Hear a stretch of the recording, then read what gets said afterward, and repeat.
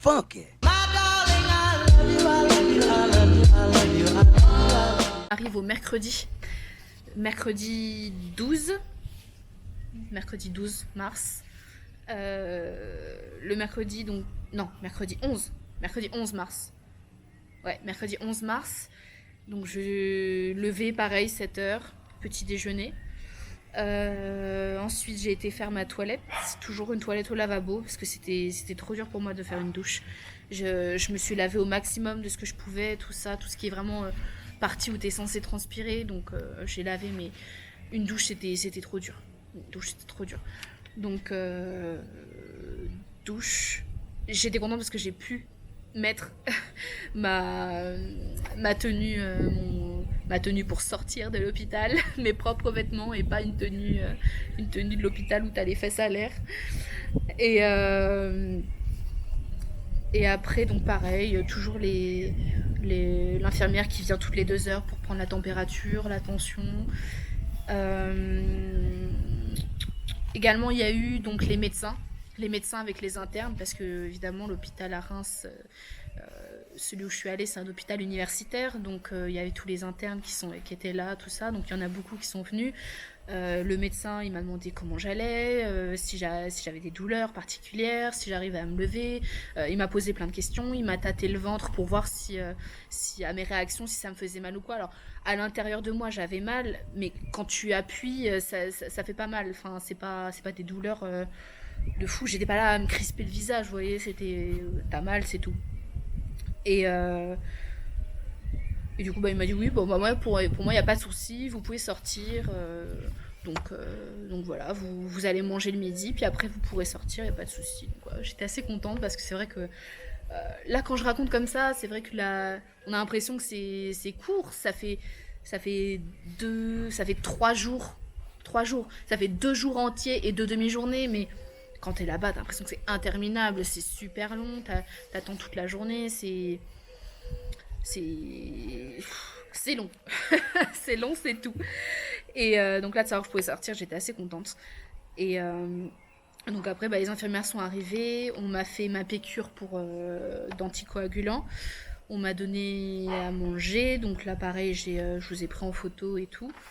Là non plus c'était pas bon, mais je pense que c'était plus goût personnel, parce qu'en fait c'était l'espèce d'agneau avec une sauce provençale, et en fait c'est la sauce provençale, je sais pas, il y avait une épice qui m'a pas plu dedans, c'est ça qui m'a un peu dégoûtée.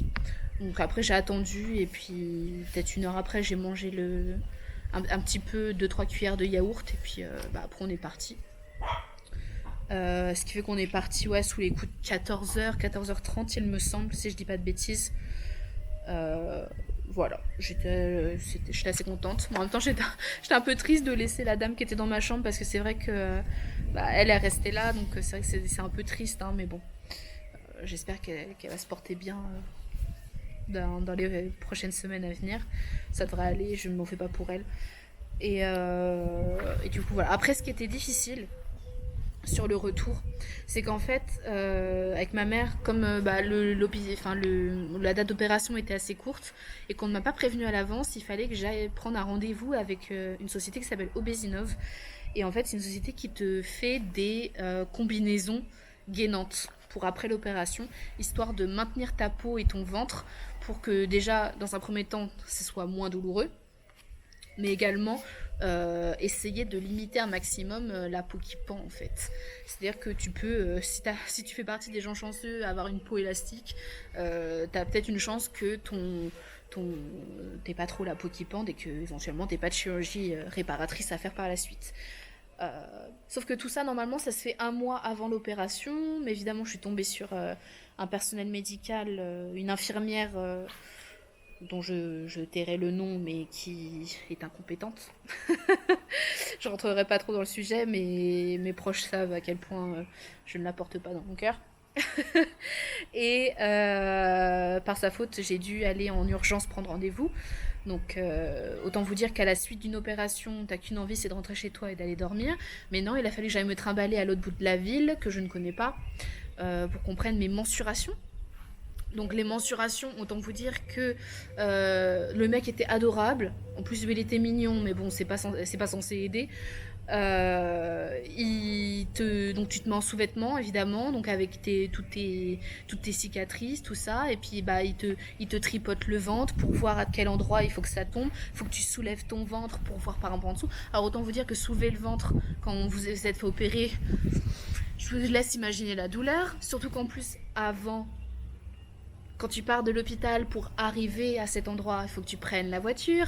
Autant vous dire que sur la route, il y avait des trous. Donc autant vous dire que la voiture vibre et que ça fait mal. Ça fait mal.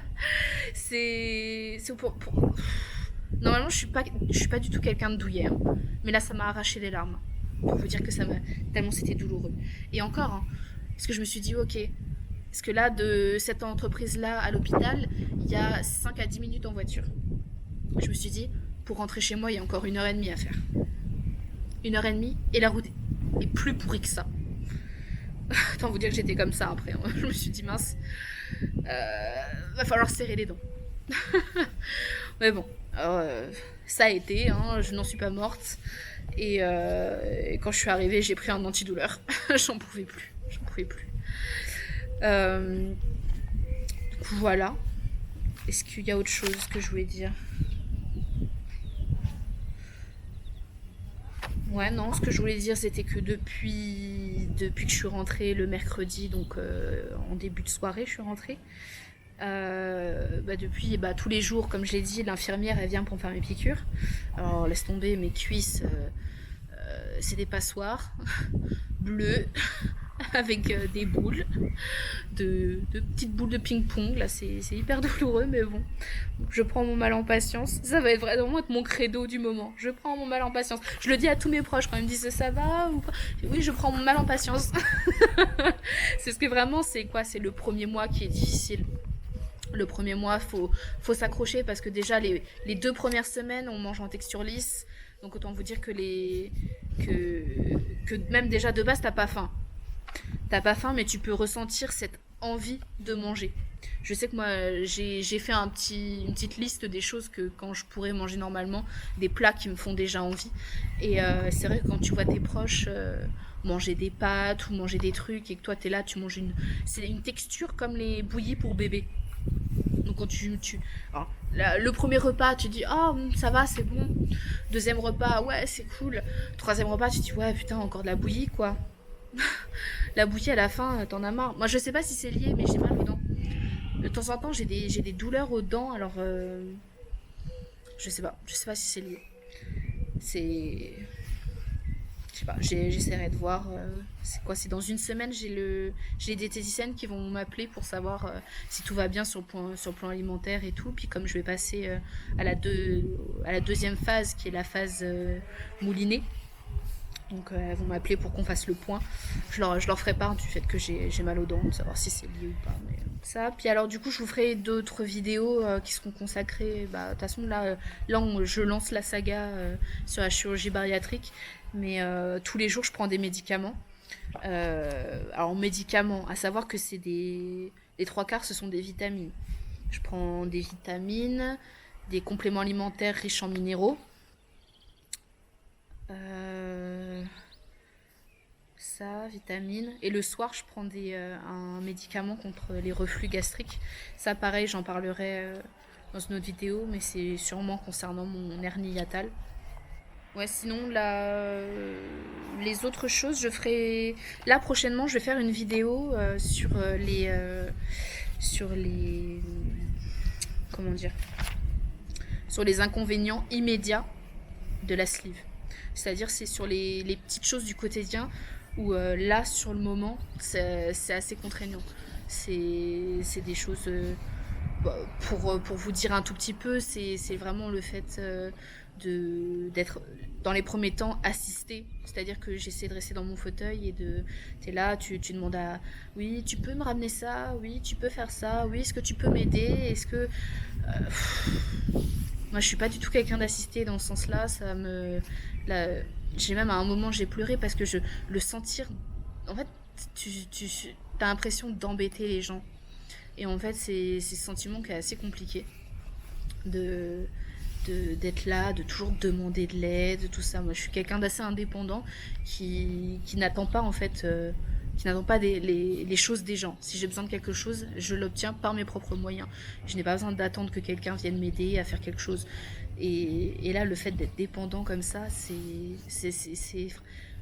y en a, ils vont pas avoir de soucis avec ça. Moi, je sais que c'était une partie assez difficile. Là, ça fait 2 jours et demi, peut-être 3 jours que je retrouve beaucoup de mon indépendance. Je, je, là, je fais mes douches toute seule. J'arrive à faire plus de choses. Je me lève du lit sans qu'on m'aide.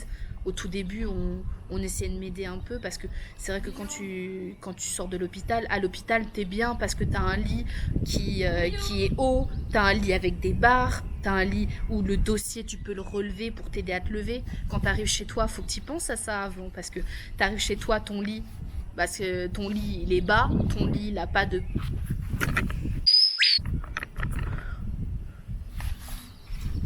Ouais, donc je disais, ton lit, il est bas, ton lit, il a pas de barre pour t'aider à te relever. Donc ce qui fait que tu forces un peu plus sur ton ventre, faut que tu essayes de forcer sur tes bras. Alors ça, je l'ai dit à ma mère, je dis franchement, ceux qui font du sport, là, où ils arrivent à se soulever à la force des bras, mais franchement, mais c'est des surhommes, ces personnes-là. Franchement, c'est... Un jour, j'essaierai. mais quand tu essayes de soulever ton propre poids avec tes bras, c'est un truc de fou, c'est hyper dur. Parce que c'est là que tu te rends compte que t'es hyper lourd. Parce que là, en fait, quand t'es dans ton lit de base, t'es censé un peu rouler. Et en fait, t'es censé t'aider à te relever avec ton bras. Sauf que ton bras, il est tout mou. Il n'a pas de force, ton bras. Donc laisse tomber. Ça, c'est une partie qui est assez difficile.